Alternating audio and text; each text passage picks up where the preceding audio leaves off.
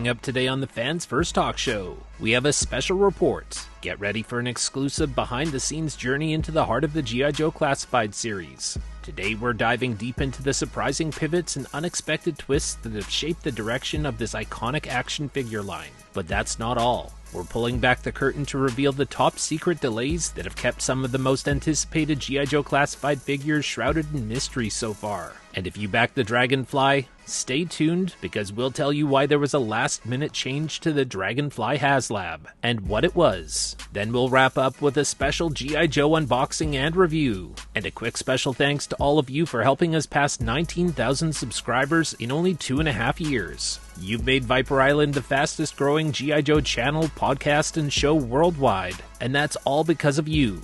Now on to the show, our feature story. Currently, G.I. Joe Classified is a red-hot commodity in the world of action figures. In order to maintain momentum and popularity, it's important to know one's audience and make adjustments when necessary. Much of the current success the brand is enjoying as we enter Year 5 of the G.I. Joe Classified series can be attributed to the timely pivots and changes in directions by the Hasbro team. As more and more characters are crossed off the to-do list, many online critics are strangely predicting that the line will have to end soon. Rest assured, this could not be further from the truth. We firmly believe that the Classified series is still just getting started. The brand is just finding its footing now, and Hasbro has an endless number of new directions and pivots available to them whenever such a change is deemed necessary. In a 2023 interview, Hasbro's lead design manager for G.I. Joe explained that in 2021, Hasbro received a lot of negative feedback from collectors about the early waves of Classified being too futuristic and different from the vintage styles that most collectors preferred. During interviews over the last few years, he has said that Hasbro made a decision to pivot away from their original plans that were tied to the video game Operation Blackout, and instead moved to a more vintage-inspired design. The pivot resulted in some 2021 figures being delayed until the following year or outright cancelled, although this was not public knowledge at the time. This delay provided Hasbro's team with more time to design new vintage-inspired looks, even if it meant that collectors would have to wait a bit longer for some core characters to be released. Among the characters which were delayed or cancelled were Storm Shadow, Dr. Mindbender, and Sci-Fi. This decision to delay some characters was spurred by the vintage-inspired pivot. This also explains why the futuristic Operation Blackout style of Storm Shadow appeared in a lot of marketing and even in other figure lines like Hiya Toys, but never as a Classified series figure so far. And while it wasn't delayed, a new version of Major Blood was planned but later replaced by a different character. After being delayed from its originally planned 2021 release, a vintage-inspired Dr. Mindbender was later shown as a digital render in February 2022, and then released in the summer of 2022 as that year's San Diego Comic-Con exclusive. This pivot to vintage-inspired designs resulted in a deluxe set which featured a classic design, updated to bring the Cobra Scientist into the modern era, with accessories inspired by the character's rich history. He was delayed in order to tie it to that year's PulseCon exclusive, Serpentor.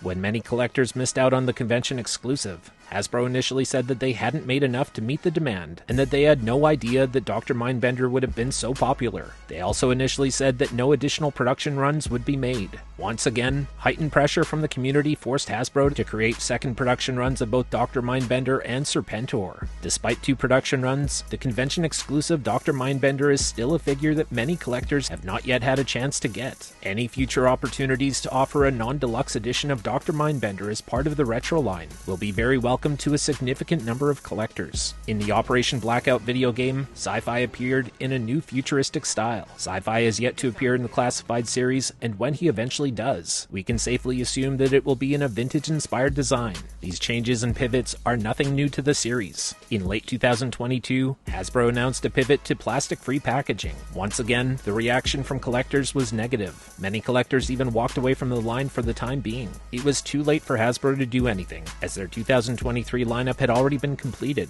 In response to the negative reaction, Hasbro's team said that we might see a return to the blister pack window packaging in 2024. That was the earliest that they could pivot back to it. Sure enough, 2024 figures Mutt Junkyard and Metalhead are the first to feature a return to plastic packaging, and most figures going forward are expected to feature this, with the exception of some which were made in 2023 but won't debut until 2024. This is another example of Hasbro deciding to pivot based on negative reactions from the fanbase. In 2023, the negative reaction to Glenda caused Hasbro to pivot away from their original plans for the third-tier figure attached to the Dragonfly HasLab. Initially, Hasbro's plan plan for the third tier figure was to include another steel core trooper, this time with a gold flight helmet. This is the reason that there are so many promotional shots for the Dragonfly helicopter featuring a steel core trooper working with Wild Bill. When many fans were disappointed by Glenda, Hasbro decided to pivot away from a troop builder and instead offer a named figure, which ended up being Night Force Crazy Legs. This explains why the render for Crazy Legs was rushed and not a true digital render like all the other figures. It was a last-minute pivot and addition. Things appear to have settled down over the past year, but all of this is a reminder that in the world of toys, and especially in the world of G.I.JOE Classified, plans do change, and they can often change suddenly without most people knowing what's been decided behind the scenes or why.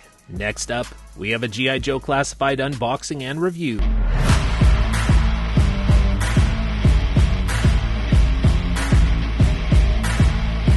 Alright, we're back from mail time with Dex, and we've got something new to unbox. Let's get right into it.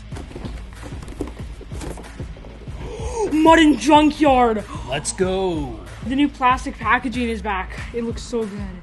And now it has the artwork on the back. Yeah, this is the best of both worlds. We get to see the figures, and we still get that awesome artwork on the back of the packaging now. I think we need to open this, Dex. Yeah.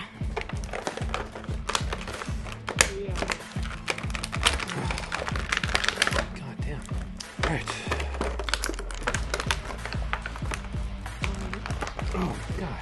Destroyed this packaging. So Dex, it was a lot of work getting these guys out of the package. I think I got a good workout there. But what do you think, first off? They look awesome. I can't wait to start playing with them. I'm going to give this over to Dex, but there's something cool about Junkyard. He's got a protective vest on. You can actually slide that off. In order to do that, warm him up first, but you can pop these legs off so that he's got no arms. Slide this right off the body. It is a little snug, and now that it's off, we've got the old school retro look for Junkyard. It looks really good. So there are a lot of cool details all over Mutt. Junkyard is a sculpting masterpiece so far from what I can tell. Yeah. But while Dex is checking out Junkyard, let's talk about Mutt. So this is the modern update with a vintage-inspired look. I love it. This is one of my favorite figures when I was a kid, and like I've said before in many other videos, Mutt Junkyard was the first ever action figure that I had to have. It was a must-own for me. The big difference is, with Classified, we're getting a modern update, so there's a lot of new sculpting and molding and a lot of more realistic details all throughout all of this. Yeah. Mutt has a grizzled face, he's growling and he's baring his teeth, and he has just enough stubble on his face to give him some 5 o'clock shadow. Now, it's very subtle, but if you look on his left cheek, he's got some scarring there. It's not too noticeable, the paint apps don't show it off like a lot, but the scars are there. I'm assuming that came from battle with like a dog. Who knows? Mutt comes with extra hands for posing purposes. That's something we definitely like, especially with a deluxe figure like this. Comes with a lot of accessories here. In total, he has 8 hands. That's pretty awesome. And these can be used for different commands and call signs for directing Junkyard. And I said there's a lot of new here. Well, let's get into it. Mutt's head, helmet, face mask, vest, gloves, and his dog training bite sleeve are all brand new sculpted parts. And this is one of my favorite vests overall for Classified right here on Mutt. It's got so much sculpting and all kinds of contours and little divots. Straight down the middle, there's a black sculpted zipper. Very nice. There's some clips on the side to attach with like little tiny straps. Then for that badge, it's a silver badge. It's got a gold star and a gold crest around the outside as well. And throughout the vest, even though there's not a lot of paint apps on the pouches, a dark wash could bring that out in a big way. There's still a lot of black paint all around the brown leatheriness of this vest. So that gives it some nice contrast and a lot more definition with all the sculpting here. On the back, he's got some Kevlar pads. Nice touch, plenty of pouches throughout the whole vest and around his belt as well. Speaking of the belt, there's a pepper spray canister right here on the side on his left hip. Now this happened with Shockwave, but once again there is no loop for this nightstick to go in. So it appears that Mutt will have to carry all of his accessories. Not a big deal, but it would be a nice touch if they put one little loop of plastic somewhere on this, probably on the belt. In terms of accessories, he has a silver-bladed knife.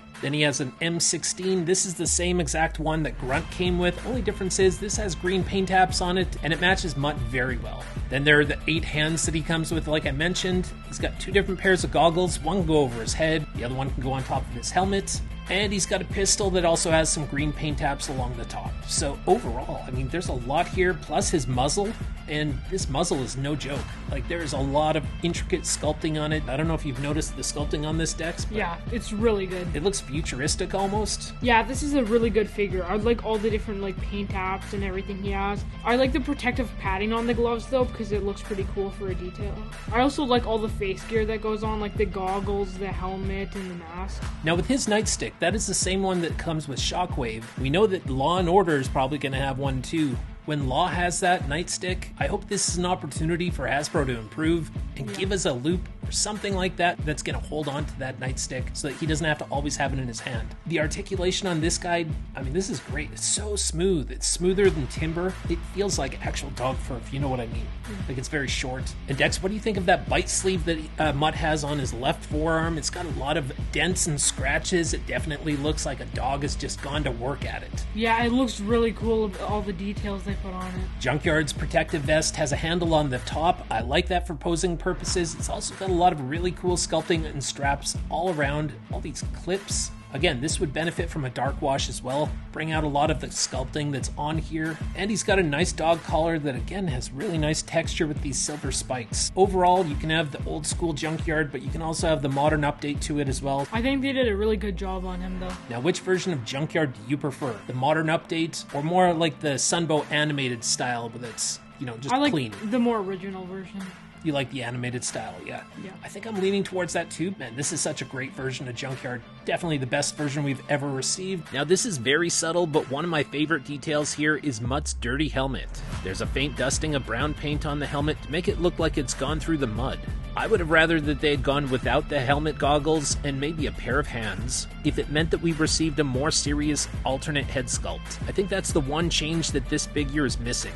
Comment down below if you agree. Compared to the original 1984 figure, this Mutt is everything we could have hoped for. And I think this is a new personal favorite of mine, especially with Junkyard. This Rottweiler is hands down my favorite pet in the entire Classified series. He has so much character and personality in both expressions. The articulation is great, and the pared down look without the protective vest, this harkens back to the animated series, and this is my preferred look for him. But with or without the vest, Junkyard just stands out. Separately, Mutt and Junkyard are memorable in their own ways, but together, they rival Snake Eyes and Timber and Crocmaster and Fiona. At this moment, Mutt and Junkyard are my top pick for the best figure and pet combo to date. Let us know if you agree or disagree down below and why. I would love to know how you guys feel about this set, and if you're already a fan of Mutt and Junkyard, I think you're going to enjoy this 2-pack a lot. When we take a look at the back of the box, like Dex said, there's some nice artwork on there showing Mutt and Junkyard in action. They're in a swamp environment, and creeping up behind them is a crocodile. Some have speculated that this is Fiona, but it's not. This is nothing more than a reference to the episode Cobra's Creatures from the animated series, in which Junkyard is turned against Mutt with a high-frequency device before a crocodile in the swamp makes a move on Junkyard. Mutt intervenes and he saves Junkyard. The two reunite. This is just a fun reference to the cartoon series. Now, what would you rate Mutt out of 10? It's hard to give him a rating because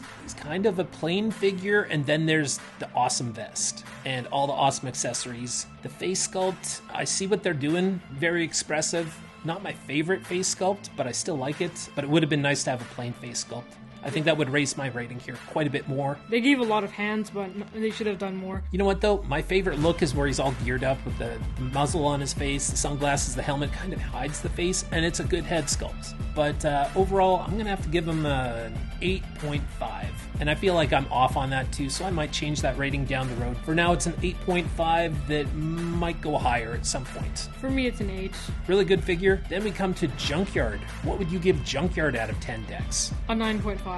Everything on this guy is so smooth. Yeah, you know what? I'm going to give him a 9.5 as well. Junkyard's definitely the highlight here. We want to hear from you guys. Sound off in the comments. Let us know your reaction, and let us know what you would give these guys out of 10. And as always, we want your takes in the comments section. Today's Viper Island question of the day is, what does Hasbro need to improve with G.I. Joe Classified?